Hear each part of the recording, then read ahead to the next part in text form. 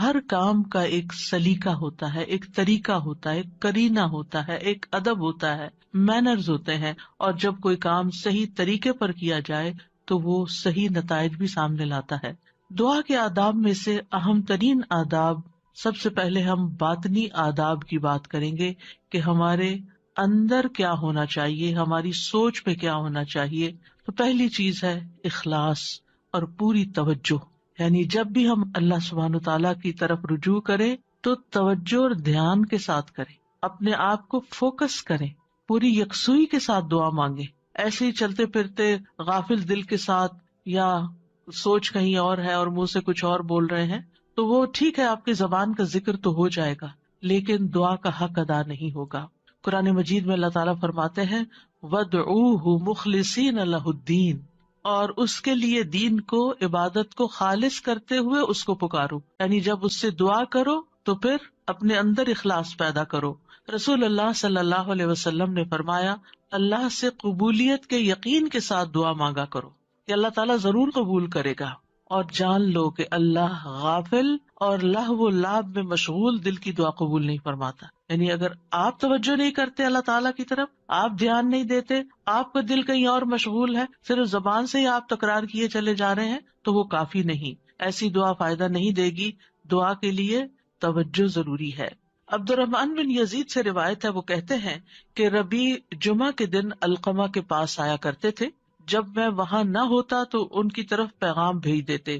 تو ایک دفعہ جب وہ آئے، میں وہاں نہ تھا، تو علقمہ مجھ سے ملے، مجھ سے کہا کیا تم نے دیکھا نہیں کہ ربیع کیا بات کہتے ہیں؟ وہ کہتے ہیں کیا تم دیکھتے نہیں کہ لوگ کتنی زیادہ دعائیں کرتے ہیں اور ان کی کتنی کم قبول ہوتی ہیں؟ یہ اس لیے ہوتا ہے کہ اللہ عز و جل خالص دعاؤں کے علاوہ کوئی اور دعا قبول نہیں کرتا۔ یعنی جب تک آپ خالص ہو کے توجہ کے ساتھ دعا نہیں کرتے تو وہ اپنے ہدف تک نہیں پہنچتی، اس کا مقصد پورا نہیں ہوتا، کیونکہ وہ آپ صرف کہہ رہے ہوتے ہیں، مانگ نہیں رہے ہوتے۔ تو آپ کو مانگنا ہے، اور مانگنے کے لیے عاجزی بھی چاہیے، مانگنے کے لیے دل کی تڑپ بھی چاہیے، اور خلوص بھی چاہیے، اور بار بار کی تکرار بھی چاہیے، اور اصرار بھی چاہیے۔ وہ کہتے ہیں کہ میں نے کہا کیا عبداللہ نے بھی یہی نہیں کہا؟ انہوں نے پوچھا کہ عبداللہ نے کیا کہا ہے؟ انہوں نے کہا کہ عبداللہ نے بیان کیا کہ اللہ کسی لوگوں کو سنانے والے، یعنی جو شخص کسی کو سنانے کے لیے دعا کرتا ہے، ریاکار اور ہنسی مذاق سے دعا کرنے والے کی دعا قبول نہیں کرتا، صرف اس دعا کرنے والے کی دعا قبول کرتا ہے جس کے دل سے دعا نکلتی ہے، خلوص کے ساتھ دعا نکلتی ہے۔ یعنی بعض اوقات ہم دعا مانگ رہے ہوتے ہیں اور ہمارا مقصد نہیں ہوتا دعا کرنا، مقصد ہوتا بس کسی کو سنانا کہ ہم دعا کر رہے ہیں، یعنی وہ ہماری صرف ایک بات ہی ہوتی ہے، دعا نہیں ہوتی، دعائیا انداز میں ایک بات کر رہے ہوتے ہیں۔ تو بات کرنا کچھ اور ہے اور دعا کرنا کچھ اور ہے، اور لوگوں کو سنانا یا لوگوں کو دکھانا، یا جب لوگ سن رہے ہوں تو اس وقت دعائیں کرنا اونچی اونچی آواز میں، اور جب تنہائی میں بیٹھے ہیں، اکیلے ہیں تو کوئی دعا ہی نہیں، یا بہت مختصر سی دعا ہے۔ تو باطنی آداب میں سے کیا ہے کہ جب ہم اکیلے ہوں، تنہائی میں ہوں، پھر ہم اللہ سے کیا باتیں کرتے ہیں، کتنی توجہ کے ساتھ بات کرتے ہیں۔ دوسری بات یہ ہے کہ سچے دل سے دعا کرنا۔ امام احمد بن حنبل رحمہ اللہ سے کہا گیا کہ ہمارے اور رحمان کے عرش کے درمیان کتنا فاصلہ ہے؟ سوال کیا کسی نے، یعنی کتنا فاصلہ یہاں سے عرش تک کا؟ انہوں نے کہا سچے دل سے سچی دعا کرنا، یعنی جب آپ سچے دل سے سچی دعا کرتے ہیں تو آپ کی دعا عرش تک جا پہنچتی، رب العالمین تک پہنچ جاتی ہے۔ بس اتنا ہی فاصلہ ہے۔ انی قریب، اللہ تعالیٰ قریب ہے، دور نہیں ہے، اسی لیے وہ سنتا ہے ہماری۔ سبحان اللہ، اللہ تعالیٰ عرش پر ہوتے ہوئے ہمارے دلوں کے حال جانتے ہیں، اور ہماری چپکے چپکے کی ہوئی باتیں اور دعائیں اور آہیں اور پکار وہ سب بھی سنتے ہیں۔ پھر قبولیت کے یقین کے ساتھ دعا کرنا۔ نبی صلی اللہ علیہ وسلم نے فرمایا تم میں سے کوئی شخص اس طرح دعا نہ کرے کہ اے اللہ اگر تو چاہے تو میری بخشش کر دے، اگر تو چاہے تو مجھ پر رحم کر دے، اگر تو چاہے تو مجھے روزی دے دے۔ نہیں، بلکہ پختگی کے ساتھ سوال کرنا چاہیے، کیونکہ اللہ جو چاہتا ہے کرتا ہے، اللہ پہ کوئی جبر کرنے والا نہیں۔ تو پکی پکی دعا کریں کہ اللہ تعالیٰ یہ چاہیے، ایسا ہی چاہیے، اصرار کے ساتھ، تکرار کے ساتھ، خلوص کے ساتھ۔ اور پھر قبولیت دعا کے بارے میں پریشان نہ ہو کہ ہم نے تو خلوص بھی اور تکرار، اصرار سب کچھ کر لیا، پھر بھی ہماری دعا قبول نہیں ہوئی۔ عمر بن خطاب کہتے ہیں میں دعا کی قبولیت کے بارے میں پریشان نہیں ہوتا بلکہ میں دعا کے بارے میں پریشان ہوتا ہوں.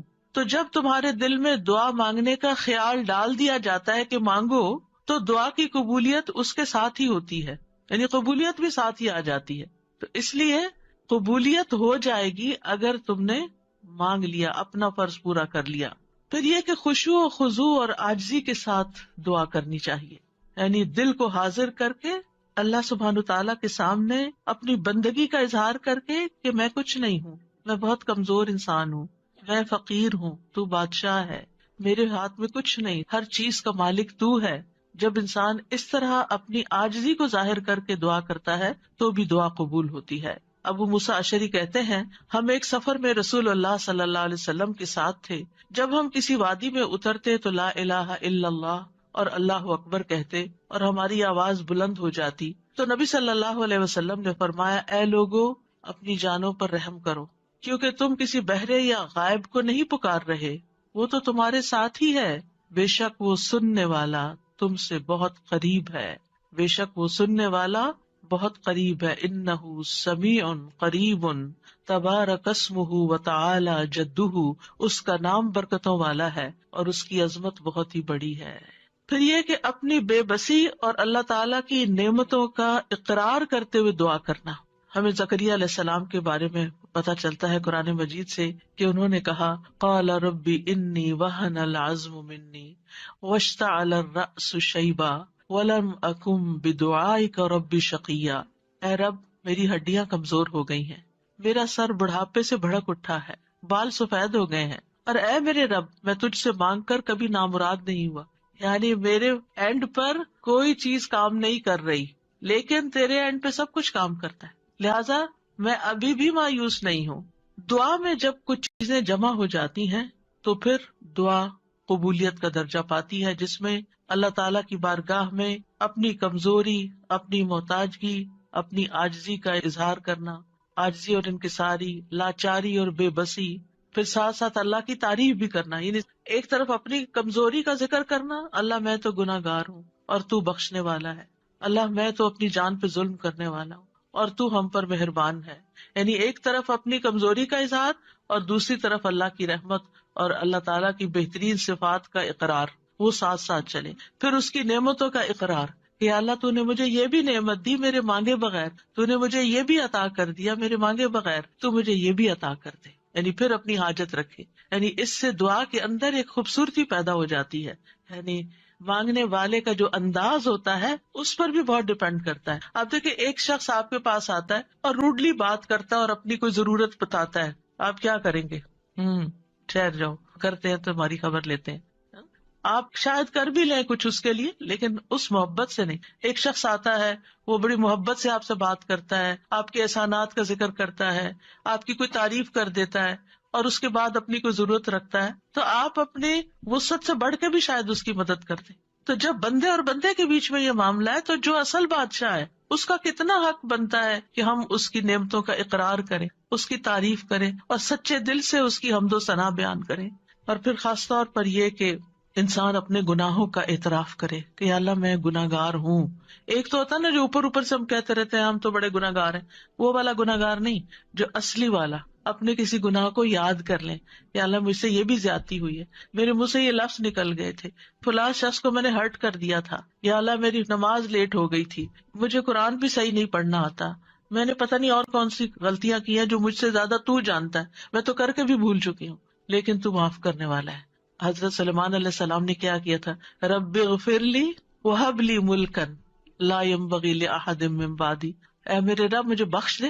پہلے اپنی بخشش مانگی، گناہوں کا اعتراف کیا اور پھر اس کے بعد مجھے ایسی بادشاہت عطا کر جو میرے بعد کسی اور کے لیے نہ ہو. تو یہ اقرار بڑا ضروری ہے. فاعترفت بذنبی، اللہ میں اپنے گناہوں کا اعتراف کرتا ہوں. اور پھر آپ دیکھیے گڑ گڑا کے دعا مانگنی چاہیے، تضرعا وخفیہ. سورۃ الاعراف میں آتا ہے ادعوا ربکم تضرعا وخفیہ انہ لا يحب المعتدین. اپنے رب کو گڑ گڑا کے اور خفیہ خفیہ چپ کے پکارو، بے شک وہ حد سے بڑھنے والوں سے محبت نہیں کرتا. یعنی حد سے بڑھنا کیا ہے کہ بہت چیخ چلا کے دعا کرنا، یا پھر یہ کہ انسان وہ چیزیں مانگنے لگے کہ جو اس کو زیب نہیں دیتی، تضرع جو ہوتا ہے اس میں رونا بھی شامل ہوتا ہے، اپنی عاجزی اور انکساری کا اظہار بھی ہوتا ہے، اور اصرار بھی ہوتا ہے. تضرع گڑ گڑانے کے معنوں میں یہ ساری چیزیں شامل ہیں.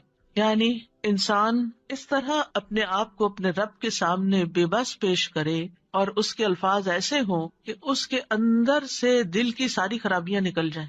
یعنی آئی ایم نتھنگ، اے اللہ میں کچھ نہیں ہوں. اینڈ یو مین اٹ، کہ واقعی انسان سمجھے کہ میں بہت کمزور ہوں، غلطیوں کا پتلا ہوں، لیکن پھر بھی میں تیرے در پہ آیا ہوں. تو بادشاہ ہے، تو مجھے خالی ہاتھ نہیں لوٹائے گا، میری تجھ سے ہی امیدیں ہیں ساری. آپ دیکھیے نبی صلی اللہ علیہ وسلم سے بڑھ کر کون عبادت گزار تھا؟ سب سے زیادہ عبادت تو نبی صلی اللہ علیہ وسلم نے کی، لیکن بدر کے دن ان کا اللہ تعالیٰ کے آگے رونا اور گڑ گڑانا اور پھر اپنے ہاتھوں کو اٹھا اٹھا کے دعا کرنا وہ ہم سب جانتے ہیں. صحیح مسلم میں آتا ہے غزوہ بدر کے موقع پر اللہ کے نبی صلی اللہ علیہ وسلم قبلہ رخ ہوئے، پھر دعا کے لیے اپنے ہاتھوں کو اٹھایا اور اپنے رب سے گڑ گڑا کے دعا مانگنا شروع کی. اللہم انجز لی ما وعدتنی، اللہم آتی ما وعدتنی، اللہم ان تہلک ہذہ العصابۃ من اہل الاسلام لا تعبد فی الارض. اے اللہ میرے لیے اپنے کیے ہوئے وعدے کو پورا فرما، اے اللہ اپنے وعدے کے مطابق معاملہ فرما. اے اللہ اگر اہل اسلام کی یہ جماعت ہلاک ہو گئی تو زمین پر تیری عبادت نہ کی جائے گی. اور یہ صرف ایک دفعہ جملہ نہیں انہوں نے بولا، بار بار یہی کہتے تھے اللہ اپنے وعدوں کو پورا کر دے، اللہ اپنے وعدے پورے کر دے. آپ صلی اللہ علیہ وسلم برابر اپنے رب سے اپنے ہاتھ دراز کیے ہوئے، ہاتھ اٹھا کے قبلے کی طرف منہ کر کے دعا مانگتے رہے، یہاں تک کہ آپ کی چادر آپ کے شانے سے گر پڑی. یعنی کندھے پہ جو چادر اڑی تھی وہ نیچے گر گئی، یعنی اتنا ہاتھ اٹھایا کہ وہ چادر بھی گر گئی. بس ابو بکر رضی اللہ عنہ آپ کی طرف آئے، آپ کی چادر کو اٹھایا، اسے آپ کے کندھے پہ ڈالا، پھر آپ کے پیچھے سے آپ کو لپٹ گئے اور عرض کیا اللہ کے نبی آپ کی اپنے رب سے دعا کافی ہو چکی، ان قریب وہ آپ سے کیے ہوئے اپنے وعدے کو پورا فرمائے گا. اگر ہم سے کسی نے وعدہ کیا ہو کہ میں تمہارا یہ کام کر دوں گا، اگر ہم سے اللہ نے وعدہ کیا ہو کوئی کہ یہ ہو جائے گا، تو پھر اس کے بعد ہماری دعائیں کتنی ہوں گی؟ ہم تو دعا ہی نہیں کریں گے، ہم کہیں گے وہ تو آلریڈی کانٹریکٹ ہو چکا ہے، وعدہ ہو چکا ہے، اب تو ہو ہی جائے گا نا، بس ہو ہی جائے گا، اب کیا فکر، اب ٹکٹ لے لی ہے، ویزا لگ گیا ہے، اب تو عمرے پہ جانا پکا ہو گیا، ہو ہی جائے گا.